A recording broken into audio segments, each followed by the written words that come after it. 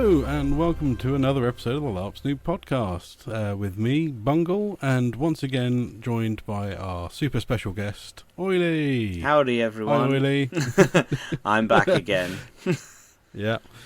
Still while Millie is off working in far-off lands, we brought in Oily as a wonderful stand-in.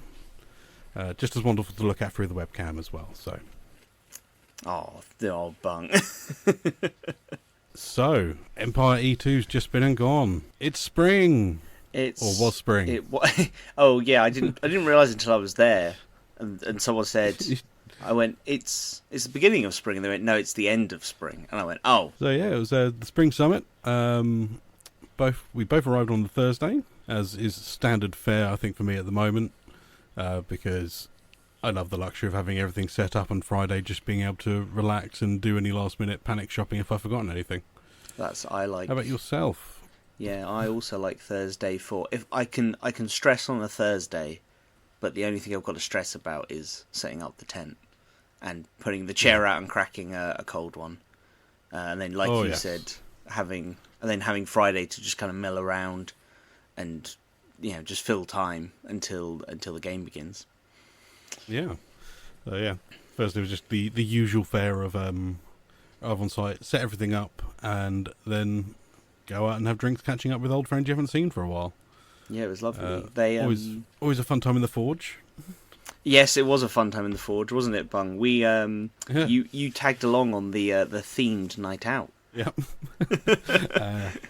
And I believe you're the only coin that I looked like I was one of your dads taking you out to the con. Yeah, you did. You really gave off the vibes of, I'm a dad that doesn't understand. I've brought my daughter and her friends to Comic-Con. Yep. It was a wonderful evening. I think I drank through an entire bottle of agave honey mead on the Thursday night. Oh, that was good. Yeah, that was real nice. It was very tasty, but a little bit too easy to drink.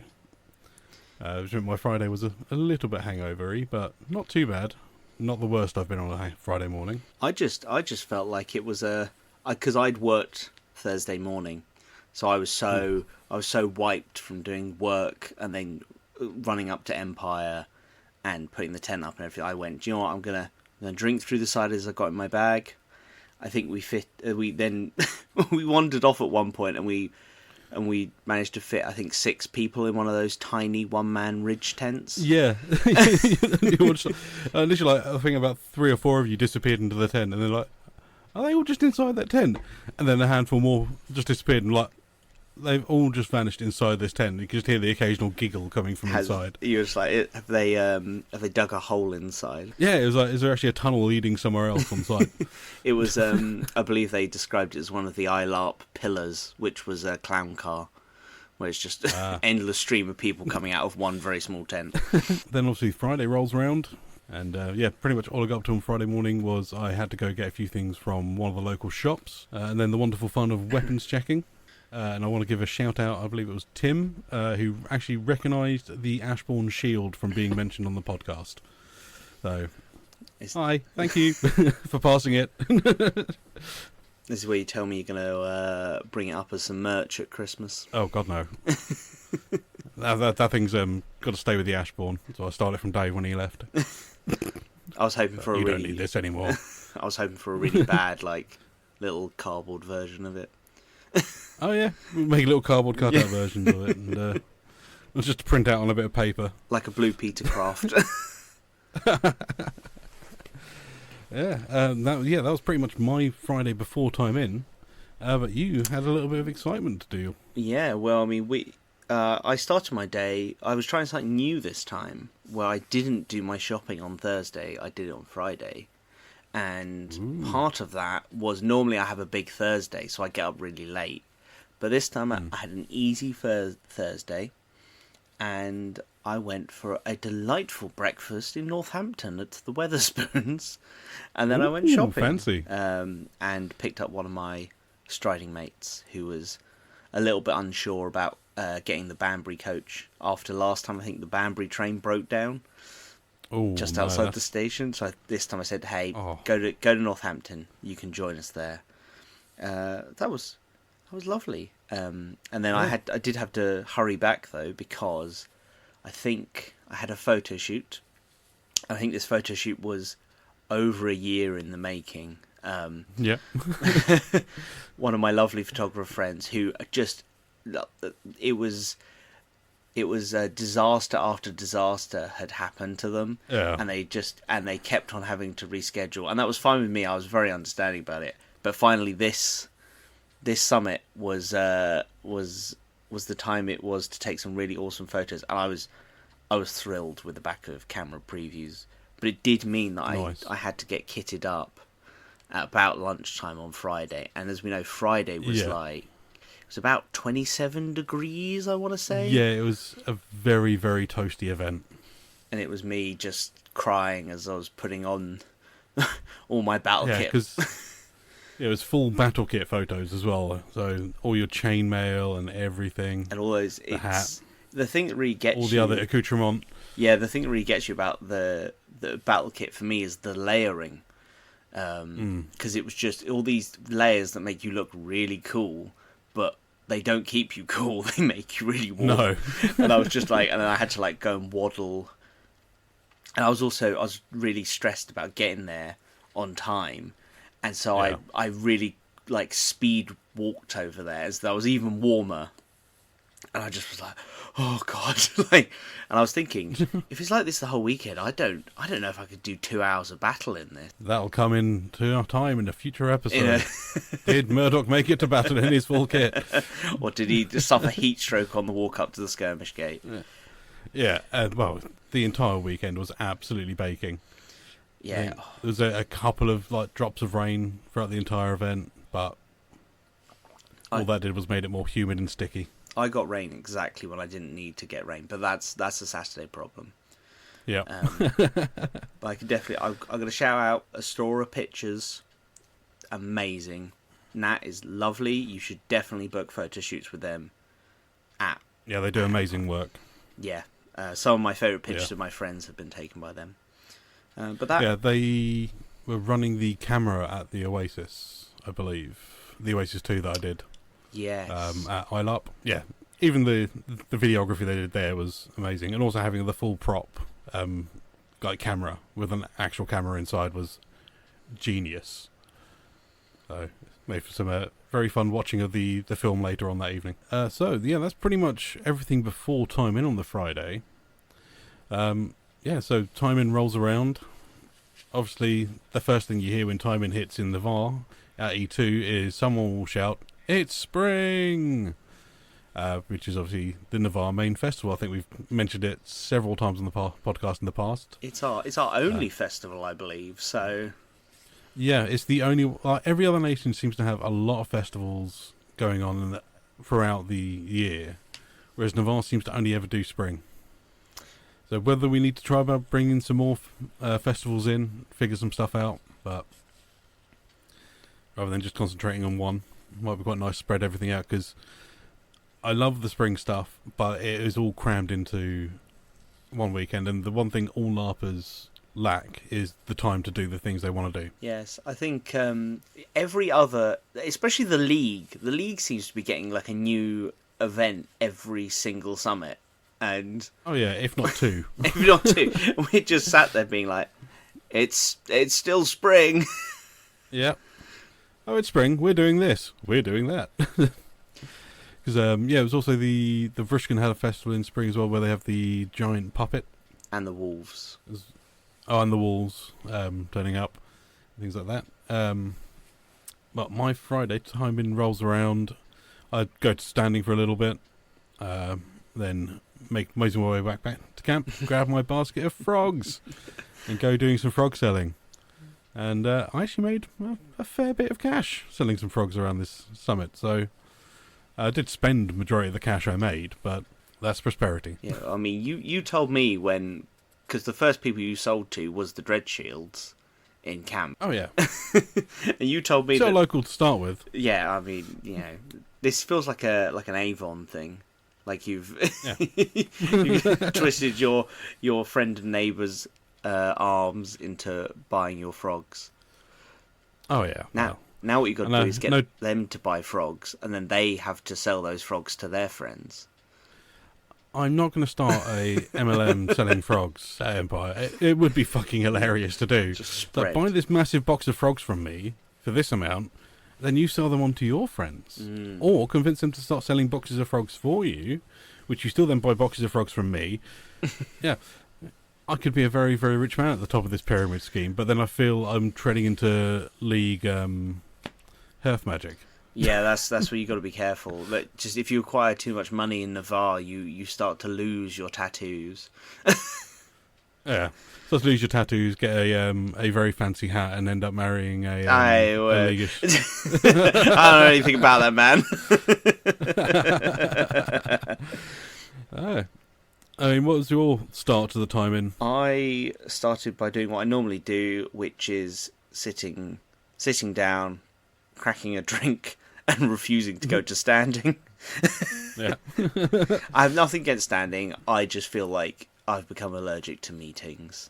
So Yeah. I can't. I mean, I think for me it stems a lot. I used to go a lot while Dave was senator. Mm-hmm. So basically, at least there had to be some sort of representation of senators there. So usually I'd either be there standing in Dave's place or being there with Dave. And it sort of drilled into me to go there initially, and I'll stay for the initial bit. But the majority of the announcements, I know what they're all going to be, because they're all the usually pre-announced events. So it's like, okay, I've heard the stuff I need to hear, and now I'm going to go about and see what trouble I can get into. Yeah, I think it's important if you're newer in Navarre or newer to Empire. I think it's really good to go, because you will get to see the faces of that are attached to the things you might be interested in. So someone stands up and goes, "I'm in charge of Thorns Council. We are going to meet in a minute in this location." And then if you're a brand new Thorn, you'd be like, "Okay, cool, all right, yes, I'll go there." And obviously you wouldn't know that otherwise. I just find I don't have a lot of intersection with the Navarre national game at the minute, so I'm off gallivanting round the rest of the Empire, attending parties and stuff all the time. Yeah. That's all Murdoch ever gets up to is, "Oh, I've got another party." Where are you off to? Okay. I was being good this time, because, as mentioned in the pre-larp, it was my wedding on Saturday, and that did sow its thread through my whole weekend, where I went, right, I'm not doing anything this weekend apart from the wedding. How'd that work out? Pretty well. We talk more about the wedding when we get around Saturday. But the very first thing I did, I felt like I had just timed in, and then one of my very dear friends turned up, looking extremely confused, obviously in character, and immediately I was just thrust into emotional roleplay. Because they've been. You gotta love that first thing at a time in. It was just a great way to be like, you're back in Murdoch's skin. Like, time to deal with something. We had a really, I can't tell you too much because it's active plot, but it was a really touching heart to heart about our friendship, and they were slowly starting to forget things. I know what you're on about. And it was really, really heart-wrenching talking to them and them starting to not remember things we'd done together. But I tried to look after them and then sort of gently send them back. Yeah. there, it's all fine. No, because obviously there's a few people. Well, I think was it Dylan?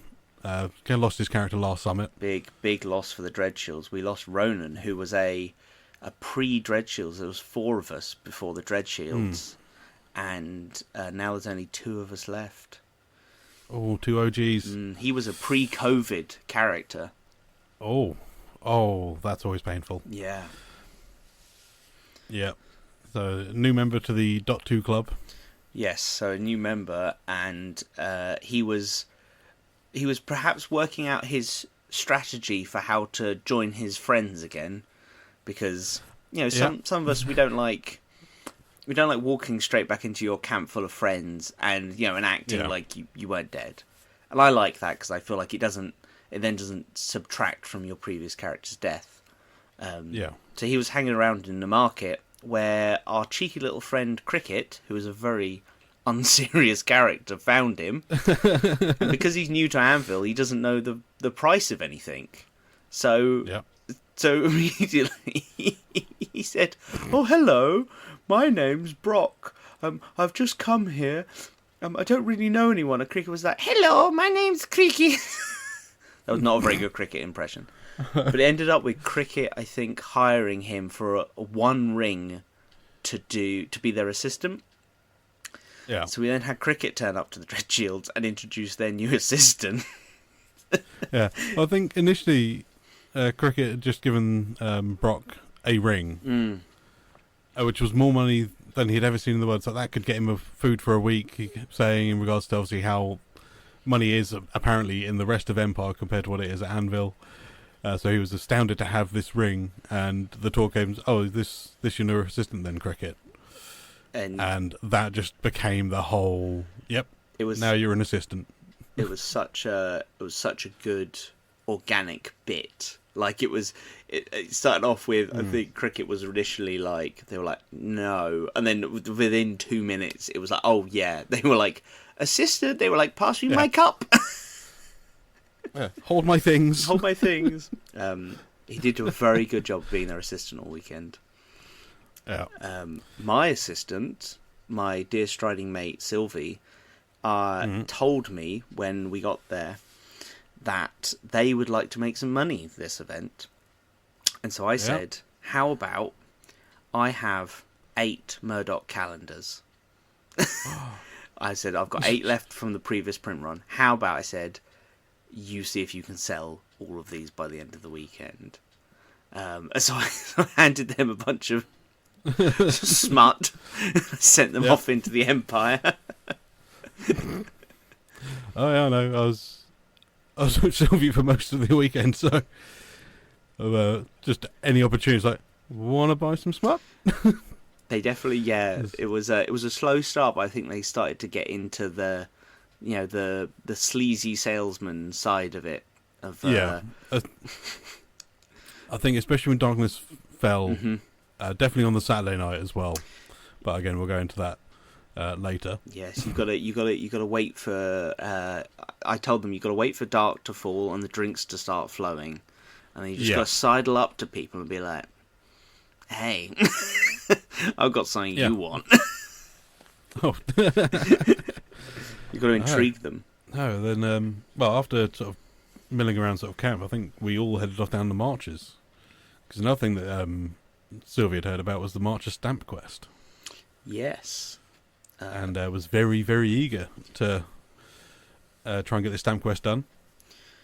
So over into the marches. We went, I think Sylvie wanted to go and do the Stamp Quest. I think me and you decided that a drink was in order, and the marches has a wonderful plethora of boozers. Huge selection of places to buy your alcoholic beverages. So I believe, including the Black Rat and Blind Eye, basically becoming the Weatherspoons of Anvil. Yes, it was the blind. What was it? The Blind Rat and the Black.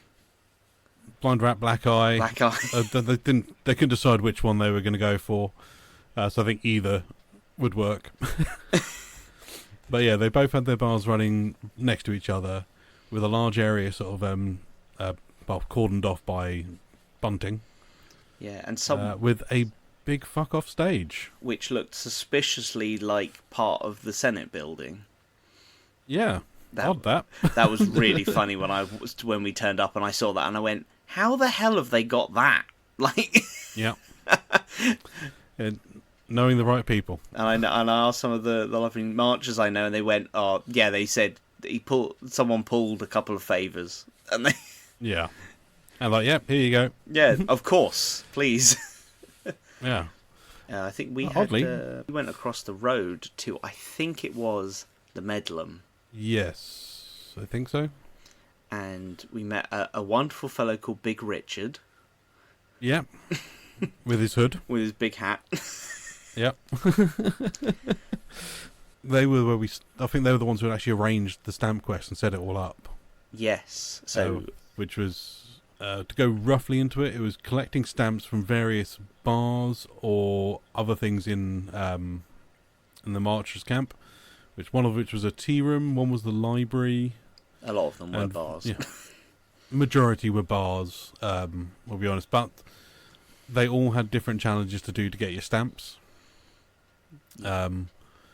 Which there was the meddlers. I think they had two things there. One was the riddle, and the other was you have to beat one of the bar staff at table tennis. Which, unfortunately, when we got there, it was too dark for them to play table tennis, so they brought the table in. But I believe actually what happened was we turned up and the table tennis table was out, but then obviously respecting how famous Gwithian and Murdoch were, when we turned up we said, "Oh, we need a table," and they went, "Oh, right this way," and they actually brought the table in so that we could have a table. Oh, we've heard of this angry changeling. If he doesn't get what he wants, he's going to shout. Yeah. And the awning was tall enough for me to walk in without too much bending over, which was lovely. It was lovely. The Marches is my favourite. It's not just culturally. Like, I feel like culturally they have the best pub vibe, but I think their pubs are some of my favourite because they're always just so welcoming. They have great tables. They have fire pits, and just the whole mood on the Marcher High Street is always just wonderful. I love going to the Marches. Yeah, it's got very much the feel of a sort of not medieval, but perhaps sort of mid-English sort of a pub town where you've got inns after inn after inn after inn, and there's just frivolity happening in every single one of them. I think it was they were having the Steward Games. I think that event as well. Yes. So there was a massive. There was a great energy in the air because they were going to do that the next day as well. So, yes, which is the different regions all going against each other in various different contests. Which I know, again, we'll discuss further on Saturday what happened there. Because oddly, spent a lot of time in the Marches this summit. Yeah. Do you? I think I had a drink there called the Daddy. The Camp Daddy, that's what it was called. The Camp Daddy, yes. Which was the one with the chili jam, wasn't it? It was chili jam and whiskey and something else, I believe. Absolutely delicious. Yep. Do you remember what you had? It was the minty something, it was basically a mojito with fresh mint and everything muddled in it. And on a baking hot evening, having my tankard filled with this delicious mojito and ice was lovely. And as a bonus, we got our stamps. I believe. Yeah, well, got the stamps for the riddle. We got the stamps for the riddle. Yep, you managed to solve the easiest of the riddles. They were hard riddles. Do you remember any of them? I remember there's one about a dog. There's the one which is a dog crosses a river. Crosses a flowing river, but doesn't get wet. And there's no bridge, no boat. How does it get across? Yeah, and it's a wide flowing river. Yeah, it was. Yeah, wide flowing river, so it's like can't jump it. It wasn't carried by anyone. So that was going on because I think you did your riddle questions first. Yeah, so I cut. Sylvie was sitting there just studying, like we can figure out the answers and then go for it. I cut the path through the brush for everyone else to follow me. Oh yeah, someone's got to be the first. So I'll tell you what. If anyone can work out what the dog riddle's answer was, please leave it as a comment. I know what it was because that's the one I solved to get the stamp. Well, let our listeners just. I'm going to let them work it out, and then next time we'll tell them the answer. Yeah, perhaps on the Sunday episode when that comes out, I'll reveal then what the answer to the dog riddle was. Yeah, and I think I spent pretty much the rest of that evening in the Marches going around seeing if there's any other stamps we could collect. A lot of places were either already shut for the evening or things like that, but I think we managed to pick up 4 stamps in total on the first night out of the 8. Yeah, which was a really good start, actually. Yeah, because in fact, we did the Black Rats and the Blind Eyes one, which was you have to buy a drink for the bar staff from the other bar. That was one of them. that was the Black Rats, and the Blind Eyes was buy us a drink from the other bar. So yeah, you were basically buying drinks for them to get their stamps. Oh, It was quite funny because I just went up to Willem, played by the wonderful Jim. I was like, "What are you drinking for this stamp quest?" And just got his tankard. Went next door, got it, and they said, "What are you drinking?" Boom, went next door, got it, and brought it back. He's like, "There you go, stamp the card, please." I got told when I asked that the Black Rat wanted you to steal something from the Blind Eye. Oh, Which I see. I did. I then started wondering, were they giving the things back, or was it getting slowly harder and harder to complete the stamp quest as more of the Blind Eye's items were disappearing? That may have occurred because the Blind Eye, no, the Black Rat even, they sold out of booze really early. They always do. You've got to You've got to get there so quick for the Black Rats, especially their cider. Man. Yeah, their cider basically was out by late on Friday. I think all they had left was the stout. Yeah, they're such great lads, the Hartels, and yeah, the booze is good. I think I can't remember exactly what they got a tagline, but it's something like the only 5-ring pint in Anvil. Yeah, and it is nice to be able to buy a drink for 5 rings still. The fact there is a place that still sells a drink for 5 rings is very nice. They're very adamant about that. Yeah. Like good proper working marchers. Yep. Oh yeah, but then at some point during the evening, you and Cricket disappeared off. Yes, so I believe we had to split up in the marches because I had to run back because I had a meeting, which is a very cryptic meeting in Navarre, and I was basically being sent along because I'd been banned from going on a skirmish. Essentially, the Dreadshields had been invited on a skirmish to fight some Druge, which is very nice. And my rule is I won't go on skirmishes unless my fellow friend Carrick, who's the other healer in the Dreadshields, comes along as well, so that we can look after each other. And I said I was up for going for it, and then Carrick said he wasn't going to go, and everyone was trying to convince him to go. He went no, because he said, by me not going, that means Murdoch can't go on it, because he won't break his rule, which means that he won't put himself in danger, because he's getting married tomorrow, and we can't have him dying before his wedding. Yeah. So this was like... But what actually happened? Well, one thing led to another.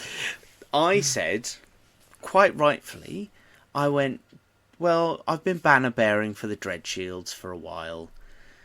So I said, do you know what, I'll just, in my nice clothes, in my nice Murdoch clothes, not in my armour, in my nice Murdoch clothes, I said, give me the banner, I'll walk you guys down to the gate.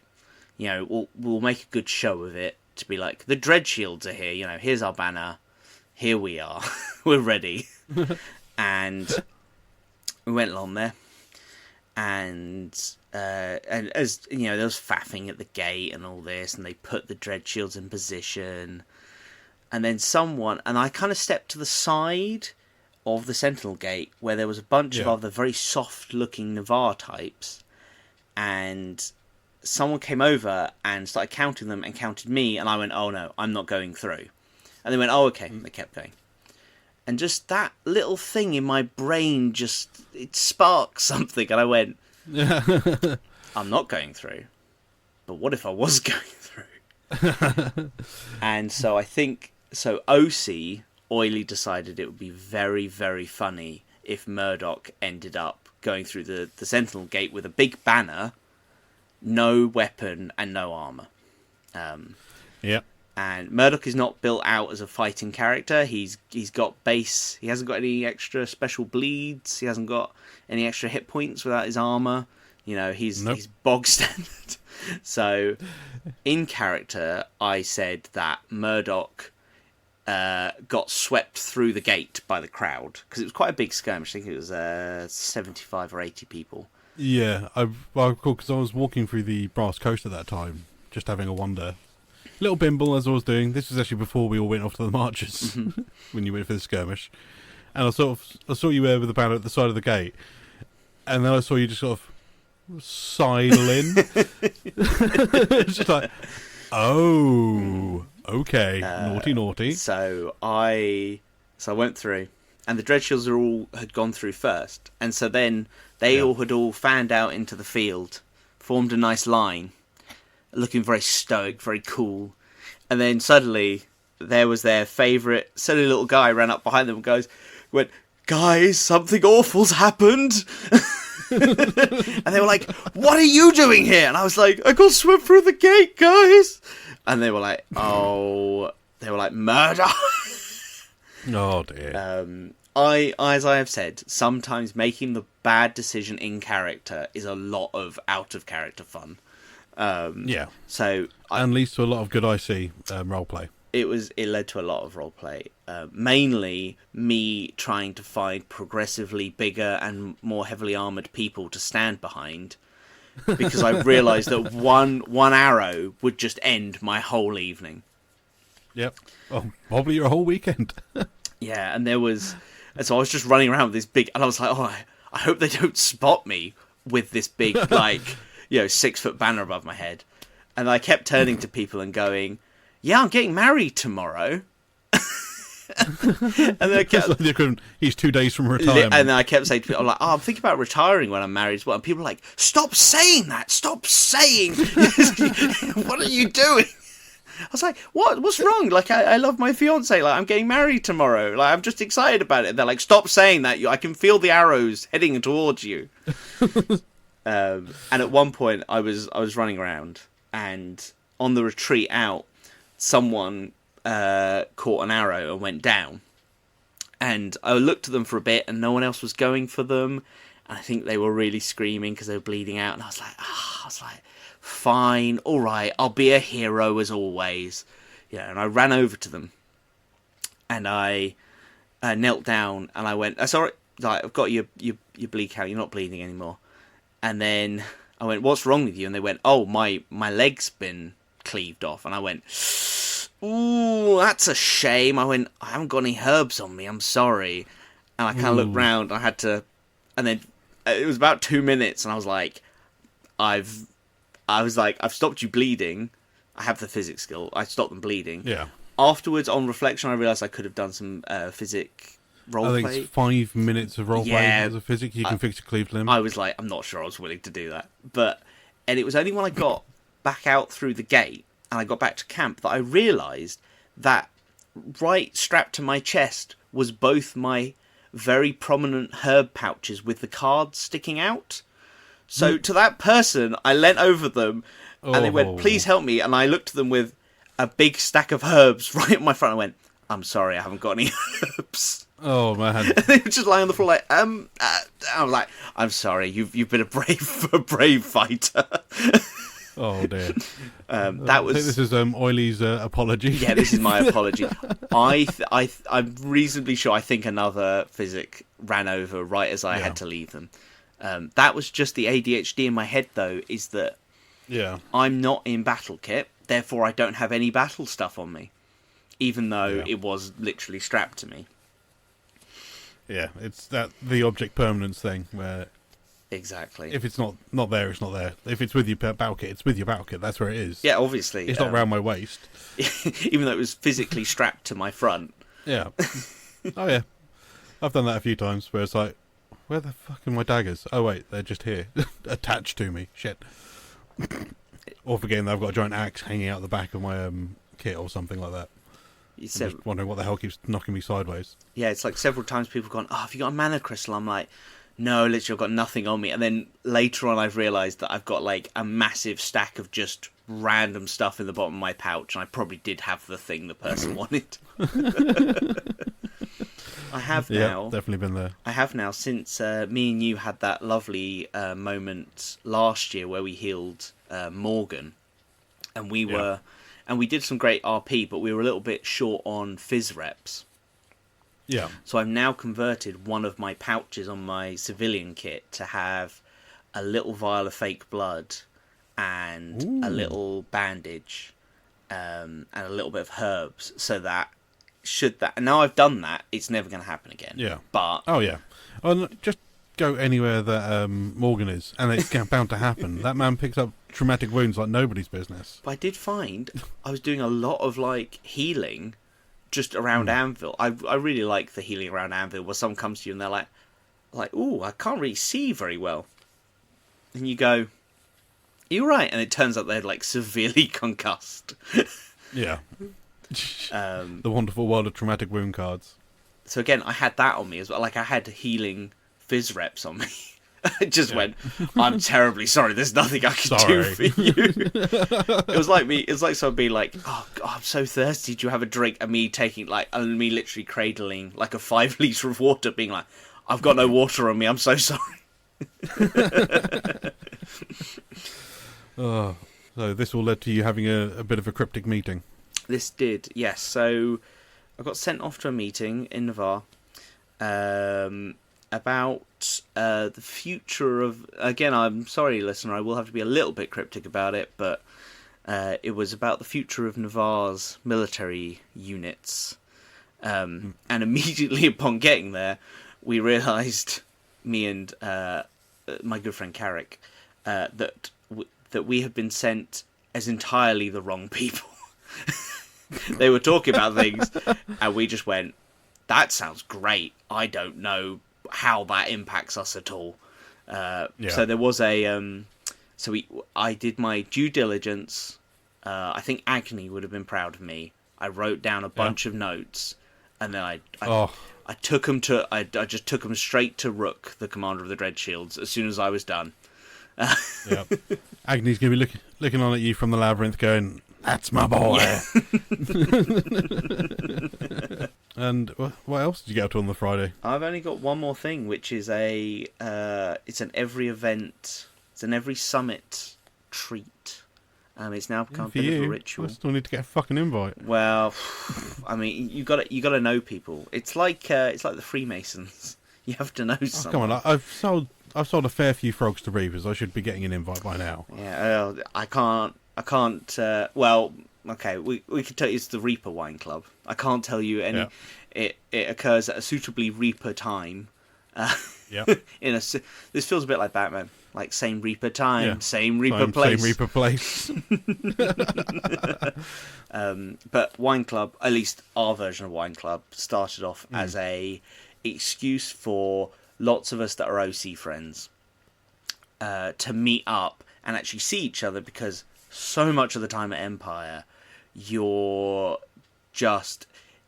and your friends will just run around, and you'll be running scattered to the four winds, and then you'll never see each other. You'll be like, I meant to come see you, and they'll be like, I swung by, but you weren't there, or whatever.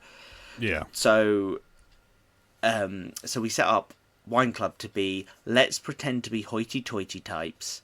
We'll bring wine along, and the key is we rank the wines. We decide which was the best, which was the worst, and then but the trick is, you don't know until the end if it's the best wine wins or the worst wine wins. So you just have to make a decision. And I can say every time I've picked the wrong one, basically. You've either gone for the worst wine on the best wine week and event, and that's exactly it. I've won worst wine a lot. And it's always been when the best wine is. It's quite an intensive event now, though. There was about, I reckon there was about 12 to 14 people there. So that's potentially about 10 bottles of wine, I think, which is great, because if every single person there brings a wine, that's a lot of wine. I like wine, but wine drunk can be a bit much sometimes. Yeah, I know. I have to save myself for Wine Club. We have definitely learnt going forward. This time we did have much smaller amounts of wine, because last time we got very wine drunk on the winner. Yeah. But I did end up in a really weird situation, because I'd taken my to-be wife along with me as my guest. as is my privilege to do as a founding member of Wine Club. I'm allowed to bring a guest. So, I'll make this promise now on the podcast, Bung. Bung. Hello. Freudian slip. Yeah. I will take Gwithian along. As soon as I have an open guest slot, I will take Gwithian along. Yeah. So, I don't think it'll be next time, because I have a very special guest coming next time. But I think maybe E4 might be Gwithian's time. Finally, it'll be my time. Wine Club's actually made me appreciate red wine. I didn't like wine that much. Good. And then by the time you've drunk 12 bottles of it, you go, maybe wine's all right. Yeah. I mean, it all tastes the same, doesn't it? Yeah. But we had this really weird... I remember a couple of bottles of wine in, having a moment of self-reflection, where I realised to my right was my in-character fiancée, whom I was marrying the next day. And to my left was my out-of-character fiancée, who I'm marrying next year. And I went, this is very strange. I've got a very strange hobby. I'm sure lots of people have been there where explaining something back to someone who's not a LARPer, and you go, they're just like, that sounds like the most random thing. You're like, yeah, I know. You're like, it doesn't make any sense unless you were there. Yeah, I mean, I get it a lot with work asking, you got like, what is LARP? And trying to explain it to people who have no idea what LARP is, and saying it's sort of like reenactment, but that merged with a bit more sort of play acting and not metal weapons. Yeah, I normally chicken out and say reenactment, because people seem to be able to understand what reenactment is, but not LARP so much. If I think they're a little bit more nerdy, sometimes live action D&D can kind of get them on the right track. Yeah, I work in a IT industry, so majority of the people I know who I work with are pretty nerdy. So it's live action role play. So just imagine a D&D campaign, but you're actually playing the character, and it all has to be hard skills if you want to do something. Yeah, so. I think that's a great way to describe it. But to wrap up Wine Club, scandal at Wine Club. A ginger wine won Wine Club. It's not red. Not red, which is the rules. And then followed up by a 33-year-old basement port, which was a family friend of one of the attendees just went, my friend gave me this 33 years ago. It's homebrew. And we know how dangerous homebrew on field normally is. And we were all like, this is not going to be good. Have a sniff, very ethanol-y, very like cleaning, and we're like this. We were like the smallest amount, but took it on the lips, an absolute delight. We didn't know what it was. For some reason, this neglected bottle became like the second best wine of Wine Club. Yeah. But that was so we all left after the ginger wine one, and that was the end of my life. It's a disgrace. Yeah, and that was it. And I went and crawled back into my bed and dreamed sweet dreams. Just drifted off to the sound of something was going on in Navarre on Friday night. I don't know what it was, like late. Yeah. But it was quite nice. I like the sound of people chatting. I do to an extent, but my brain likes to have background noise. But if it's multiple conversations, my neurospice can trigger. If there's loads of different conversations going on in my brain, trying to model everything together. I've mentioned before what I tend to do is put a set of noise cancelling headphones on and put an audiobook on. Yeah. Because then it's just one thing going on.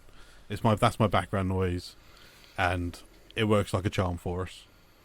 It was just so goddamn hot. It was. I think every other event I've sent about recently, I've been like, I've had my sleeping bag with several blankets and a wool cloak over the top. This one, I woke up, my sleeping bag was unzipped, open, and I'm just lying on my camp bed, just sort of like, I am so warm right now. This is disgusting. I think I discovered when I woke up Saturday morning that I had discarded several of my pajama sleeping clothes. And I think I only went to bed. I went to bed on top of my bed with the thinnest blanket I had. Yeah. It's just basically I woke up wearing just my boxer shorts on top of my sleeping bag, basically wide open. And I was like, yeah, it's still too hot. Which, I mean, I'd rather be too hot than too cold at night, to be honest. It's more I'll say more comfortable. I feel I'm less likely to die of hypothermia. Interesting. I am much more of a too cold person. I always maintain that there's always something else I can do to make myself warmer. Yeah, I mean, that's the one thing, is if it's a warm night, then there's not much you can do to get cold at some in a point. tent. At some point, you're at a level of decency that you can't go below. Yeah. Yeah, I mean, I sleep in a tent by myself, so technically I could go full indecency, but it's one of those things that I know that I'll need to go up to the loo in the night, and I don't have to try and hunt around in my tent in the night trying to find something to put on so I can go to the toilet. Or risk going for a 4 a.m. piss while completely naked is, again, not a good idea. You could join the growing list of Empire cryptids. No. The Phantom Streaker of Murder Alley. Yeah, be the bald Bigfoot.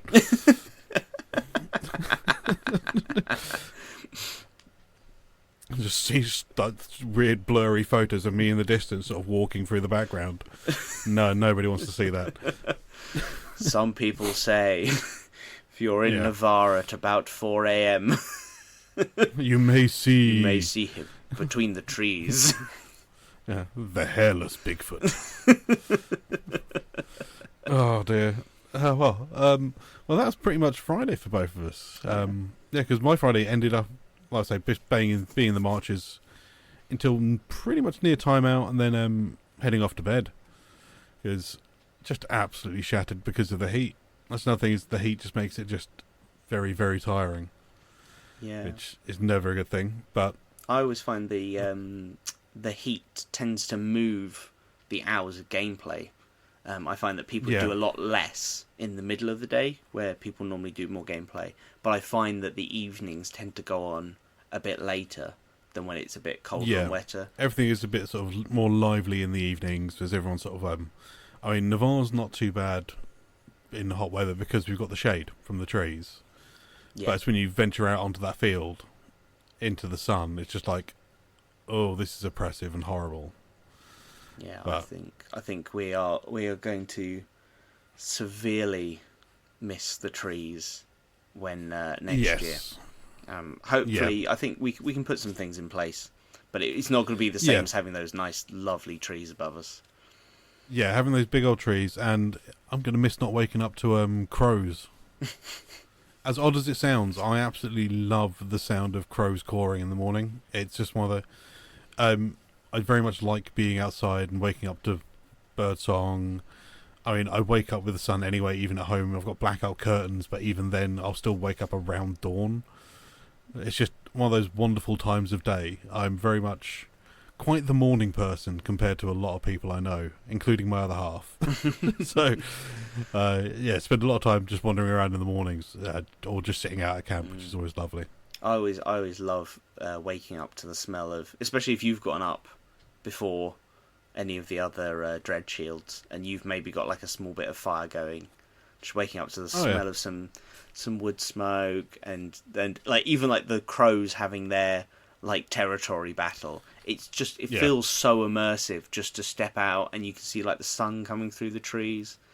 I really love that first. If you get up early enough, that first kind of hour before a lot of people are up. When it's amazing how quiet Navarre is first thing in the morning.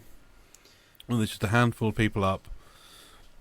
I mean, this is the first event I didn't have my fire pit out, because without Ian being there, we didn't have the awning. And I spend most of my time in the Dreadshields camp anyway, so I was like, I'm not going to bother setting up the fire pit out the front of my tent, because there didn't see much point. So it's the first time in one of the mornings where I've just spent the morning sort of sitting inside my tent, because I brought 2 chairs with me this time, one to keep at the Dreadshields camp and one to keep in my tent. So I was just sitting in my tent, just chilling out, relaxing, waiting until I heard some sort of movement. Man staking his territory. Yeah, exactly. Well, you're always a delight to have over in our camp. I think it goes both ways. Yeah, it's lovely just to have sort of a nice base. There's always people at the Dreadshaws camp, and you're a lovely bunch of people, and I couldn't ask for better friends to have at LARP. Oh, thank you very much, buddy. We love having you round the camp as well, either tending the fire or just occasionally rattling a bottle of something at someone. Yeah, or handing a hip flask, because usually the the drunkle of Keys may be dead, but it lives on in Gwithian. Well, I think that was probably a good place for us to call the Friday episode. So we'll be back with what we got up to on Saturday, the wedding day. Woo! Yeah. Merely add wedding bells. Yeah, and then a couple of explosions here. Cool. Also love to thank our Patreons. Thank you very much. You keep the lights on and allow us to keep doing this, and we do love doing it. So thank you very much. I think there's just one thing left to say. Strength of the Empire. Strength of Navarre.